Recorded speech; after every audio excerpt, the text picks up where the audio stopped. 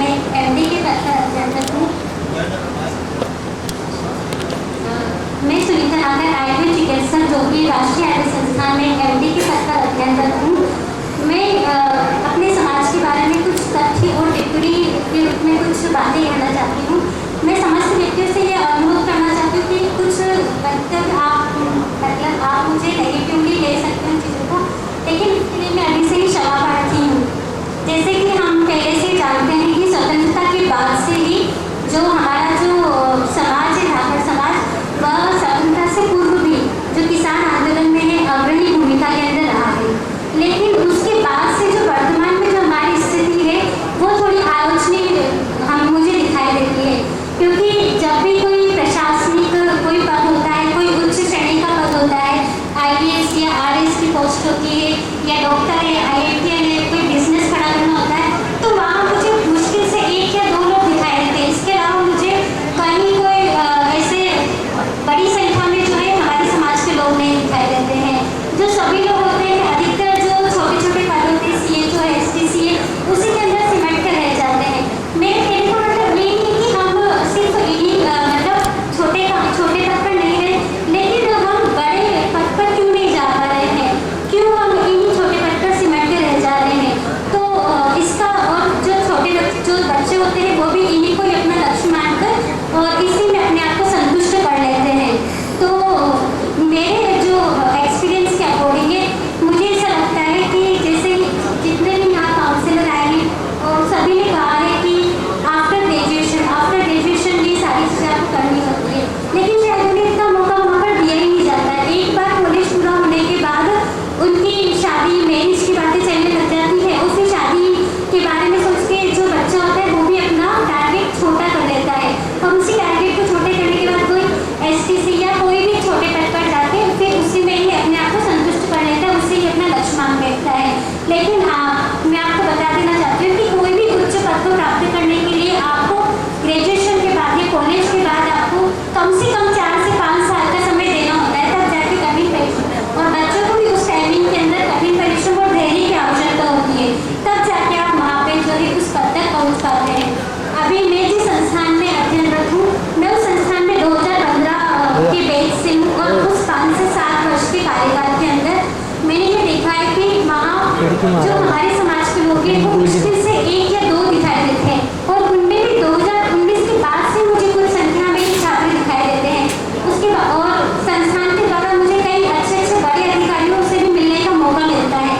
वहाँ जब मैं अपने आप को इंट्रोडक्शन देती हूँ तो इंट्रोडक्शन में वो हमारे समाज को इतना भली भांति नहीं जान पाते हैं, तो हो सकता है यहाँ पे किसी को ये सब थोड़ा नेगेटिव लग रहा होगा, पर मुझे वहाँ जाके सबसे ज़्यादा बुरा लगता है कि जब मैं वहाँ जाती हूँ और अपनी कास्ट के बारे में वो लोग बहुत कम जानते हैं। तो मैं इसलिए आग्रह करना चाहती हूँ कि आप अपना टारगेट थोड़ा, अपना जो दृष्टिकोण है थोड़ा वाइड रखिए, उस तरीके से आप उस लक्ष्य के लिए थोड़ा टाइम लग सकता है, लेकिन आप जरूर वहाँ तक पहुँचेंगे। और इसके अलावा ऐसा नहीं है कि आप सिर्फ बड़े पोस्ट पर जाएंगे तभी आपको सिर्फ वहाँ पर अपने समाज का नाम रोशन करने को मिलेगा। आप छोटे छोटे जो जैसे कई लड़कियाँ होती हैं जिनका शिक्षा के अलावा सिलाई करने में भी, पार्लर में भी इंटरेस्ट होता है, लेकिन अब सिलाई में भी गर्ल्स सिर्फ इतना सोचती है कि हम मुझे इतना करना है कि मैं दो तीन चीज़ें सीख लूँ और फिर उसके बाद आसपास के पड़ोसियों का काम कर दूँ। जैसे मैं चाहती हूँ अगर आप उसके अंदर स्किल देकर आप उसके अंदर बहुत अच्छा सीख सकती है, करती है, तो आप उसी में ही आगे जाइए। आप अपना बुटीक खोलिए ताकि लोग आए कि हाँ वो बहुत अच्छी ड्रेस बनाती है, मैं उसके अंदर काम करूँ। अगर आप पार्लर का आपका इंटरेस्ट है तो आप पार्लर में जाइए, पर आप पार्लर में ये नहीं है कि आप 2-3 छोटे मोटे काम करते हैं, आप बड़े आप पार्लर का पूरा कोर्स करके आइए और फिर खुद का एक पार्लर खोलिए, उसके अंदर बच्चों को सिखाइए। तो इससे क्या है कि आपका अगर ठीक है आपका कोई बात नहीं शिक्षा के अंदर नहीं इंटरेस्ट है, पर आपका अदर रुचि के अंदर इंटरेस्ट है, तो आप वहाँ जाइए, आप वहाँ उसी को अगर आपका मन है तो आप पक्का उसी स्किल के रूप में आगे बढ़ेंगे और सब आपको जानेंगे। पूरी समाज जो है, पूरी जनता है, ये जो ऐसा अपना व्याख्यान है 80 गाँव, तो 80 गाँव क्यों अपन संपूर्ण राजस्थान के लिए बोल सकते हैं, तो ये मेरा थोड़ा मानना है। इसके अलावा जो है अगर मैं देखती जैसे अभी अंकल ने बात बोली थी कि जो छात्राएं हैं वो परसेंटेज में बहुत ज़्यादा आगे है, 75 से अबाव, 90 से अबाव। मैं भी कुछ न्यूज़पेपर पढ़ती हूँ तो 90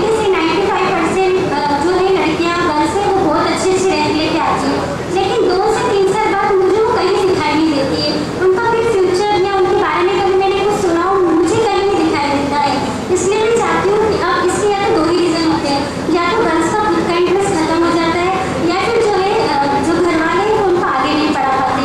तो मैं ऐसे जो गण है, ऐसे जो अतिथिगण है, उनसे प्लीज मैं अनुरोध करना चाहती हूँ कि ऐसी बालिकाओं को और सभी बालिकाओं और बालकों को जो है मौका दिया जाए। और इसी में मैं एक उदाहरण मेरे ही पापा का देना चाहती हूँ कि हम 5 बेटियां होने के बावजूद मेरे पापा ने मुझे इतना पढ़ाया, मुझे हर जगह सपोर्ट किया, और आज मैं इस पद पे हूँ कि जहाँ पर भी मुझे जगह होती है मैं बहुत ज़्यादा गर्व से अपनी वहाँ जाती हूँ। ये जो है देश का, मैं जिस संस्थान में कार्यरत हूँ वो देश का एक नामी राष्ट्रीय आयुर्वेद संस्थान जो एक आयुर्वेदा हॉस्पिटल है। थोड़ा उसके बारे में मैं संक्षेप में बताना चाहूँगी। कई लोग जैसे आयुर्वेदा के बारे में सोचते हैं सिर्फ चूर्ण है, काढ़ा है और कुछ भी नहीं है। कई लोग मुझे ऐसे भी कहते हैं कि आपकी जो बच्ची सिर्फ 4 घंटे जाना पड़ता है, 2 पेशेंट आते हैं। तो मैं ऐसे लोगों को कहना चाहती हूँ कि आप सिर्फ मेरे हॉस्पिटल एक बार जो केंद्र शासित द्वारा जो चलाने वाले हॉस्पिटल है, वहाँ आकर देखिए। वहाँ आपको हमारे जो हॉस्पिटल है वहाँ पे प्रतिदिन 1500 मरीज जो है अपना इलाज करवाने के लिए आते हैं। और इसके अलावा अगर आपको वहाँ पे एडमिट होना है तो एडमिट होने के लिए 4 महीने पहले से ही वहाँ पर आपको वेटिंग लिस्ट दी जाती है। फिर वेटिंग के अकॉर्डिंग 4 महीने बाद आपको फोन कॉल सकते हैं, तब जाके आप वहाँ एडमिट हो सकते हैं। और जो गंभीर जो पैथी है वो सबकी अलग अलग है। ऑब्वियसली है कि जहाँ एलोपैथ अच्छा वहाँ एलोपैथ अच्छा है, लेकिन जो कई गंभीर बीमारियाँ हैं जैसे जोड़ों की दिक्कत है या फिर जो कुछ त्वचा के विकारी गठिया जिसे हम कहते हैं, पेट की लत लग जाना, इनमें क्या है आयुर्वेदा सबसे अच्छा कारगर है। और आयुर्वेदा का मतलब ये नहीं है कि सिर्फ चूर्ण काढ़े, ये ठीक है हम मानते हैं कि ये थोड़ी चरम सूचित टाइप की पुरानी पद्धति है, लेकिन इसमें भी मॉडर्नाइजेशन की बहुत सारी क्रियाएं चल रही है। जैसे अब ऐसा नहीं सिर्फ चूर्ण काढ़ा, सारी फॉर्मुलेशन जो है आयुर्वेदा के अंदर भी बनाई जाती है।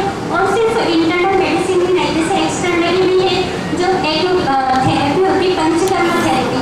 उस पंचकर्मा थेरेपी के द्वारा जो है बॉडी को पूरा प्यूरिफाई किया जाता है, डिटॉक्स किया जाता है, और उस प्रोसेस के थ्रू जो गंभीर से गंभीर बीमारियां हैं वो भी ठीक की जाती है। तो जब पेशेंट आता है फिर वहाँ जाके वो हमसे कहता है कि डॉक्टर साहब मैं ठीक हो रहा हूँ, तो उस टाइम जो हमें फीलिंग होती है हमें सबसे ज़्यादा अच्छी लगती है। तो मैं इस मंच के माध्यम से जितने भी प्रतिभाशाली व्यक्ति और जो महिला से नर्तकी उनसे कहना चाहूँगी कि शिक्षा के क्षेत्र में बालक और बालिकाओं दोनों के उन्नत और प्रोन्नत विकास के लिए निरंतर प्रयासरत है। एवं बच्चों से भी ये कहना चाहूँगी कि अगर आपके माता पिता आपको कहीं बाहर भेजते हैं तो प्लीज़ उस टाइम का आपको थोड़ा सदुपयोग कीजिए, आप कठिन मेहनत कीजिए और इधर उधर अपने ध्यान को भटकाएगा। कठिन परिश्रम से ही आपको थोड़ी लेट लेकिन सफलता जरूर मिलेगी। धन्यवाद।